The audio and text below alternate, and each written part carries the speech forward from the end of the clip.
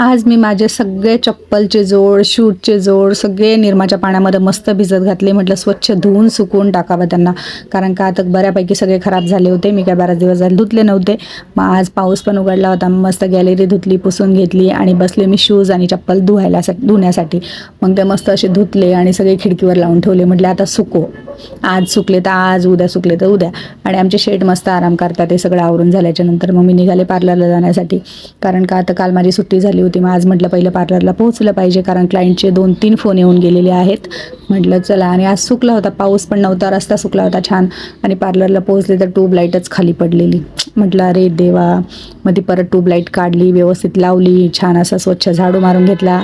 आणि मी त्या दिवशी ब्लाऊज शिवला होता, तो ब्लाऊज मी आज वेअर केलेला आहे. इतका कम्फर्टेबल बसला आहे मला.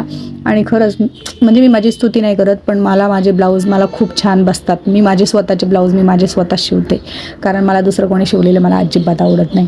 मग ॲब्रोचं क्लायंट आलं, ॲब्रो दिले त्यांना करून. त्यांना हेअर कलर करायचा होता, ते पण करून दिला. असा होता माझा आजचा दिवस.